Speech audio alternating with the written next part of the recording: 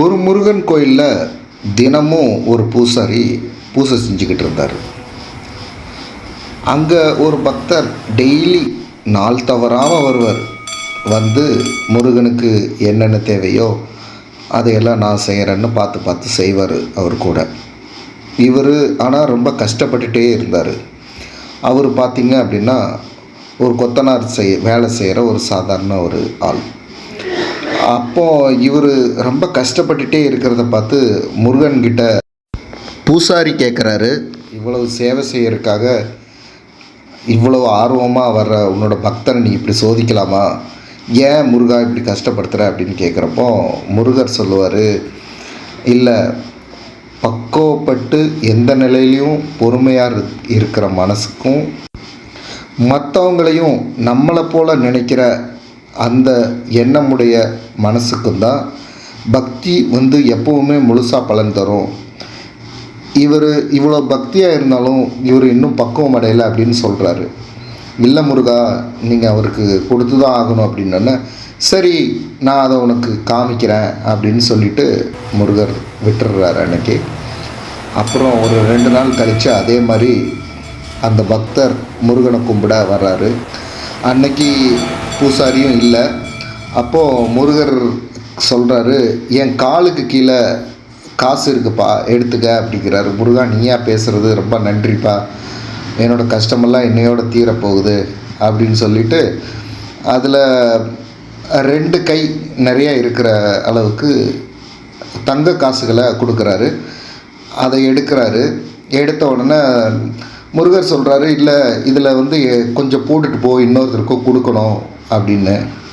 அதில் ஒரே ஒரு காயின் மட்டும் போடுவார் அவர் கொத்தனார். உடனே சொல்லுவார், இல்லை இன்னும் கொஞ்சம் பார்த்து போடலாம்ல, அடுத்தவங்களுக்கும் கஷ்டங்கள் இருக்கும்ல அப்படின்னா, சரி சரி நீ ரொம்ப கஷ்டப்படுற அப்படின்னு சொல்லிட்டு இன்னும் ஒரு காயினை எடுத்து போடுவார் முருகருக்கு. முருகர் சிரிச்சுக்கிட்டே இருப்பார். சரி நான் வரேன் முருகா அப்படின்ட்டு கிளம்பி போயிடுவார். போயிட்டு சரி வேலைக்கு கிளம்பி வந்தவர், சரி இன்றைக்கி ஒரு நாள் வேலைக்கு போகலான்ட்டு அங்கே போவார். உடனே அங்கே வேலைக்கு போன இடத்துல தலைக்கணத்தில் ரொம்ப இதாக நிற்பார். வேலை செய்கிறவங்க வீட்டுக்காரங்க சொல்லுவாங்க, இந்த வேலையை செய்யுங்க அப்படின்னா, அப்படியெல்லாம் செய்ய முடியாது, இன்னும் கொஞ்ச நாள் தான், அதுக்கப்புறம் நீங்கள்லாம் என்ன ஒரு இதுங்கிற மாதிரி ரொம்ப பேசுவார். உடனே வீட்டுக்காரருக்கு கோபம் வந்துடும். அவன் கொண்டு வந்த அந்த பை வச்சுட்டு வேலை செய்ய போயிருப்பார். அந்த பையை தூக்கி வீசுவான். அப்போ அதுக்குள்ளே காசு இருக்கும்.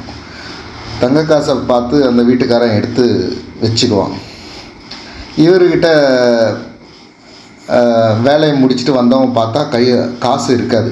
ஐயோ எல்லாமே போச்சே அப்படின்னு வீட்டுக்காரங்கிட்ட கேட்டால், இல்லை எனக்கு தெரியாது அப்படிமா. சரி அவன் தான் எடுத்துட்டான்னு தெரிஞ்சு ஒரு பஞ்சாயத்தை கூட்டுவாங்க. இவன் போய் பஞ்சாயத்தை கூப்பிட்டுவான். போலீஸுக்கிட்ட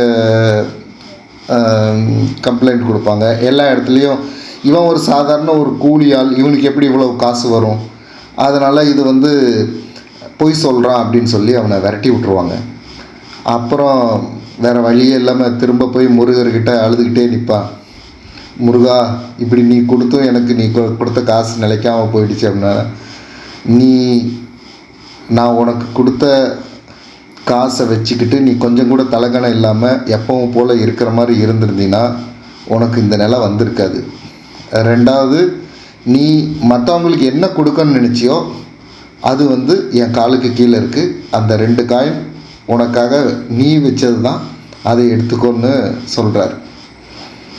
இதிலிருந்து அவர் என்ன சொல்கிறாரு அப்படின்னா, நீ எந்த நிலை வந்தாலும், நீ எவ்வளோ உயரத்துக்கு போனாலும் உன்னோட பொறுமை, அதுக்கப்புறம் மற்றவங்களுக்கு நீ என்ன கொடுக்கணும்னு நினைக்கிறியோ இந்த 2 விஷயங்களும் தான் உன்னோட பக்தியிலிருந்து கிடைக்கிற பலனுக்கு முழு பலனை கொடுக்கும் அப்படின்னு நம்ம சொல்கிறார்.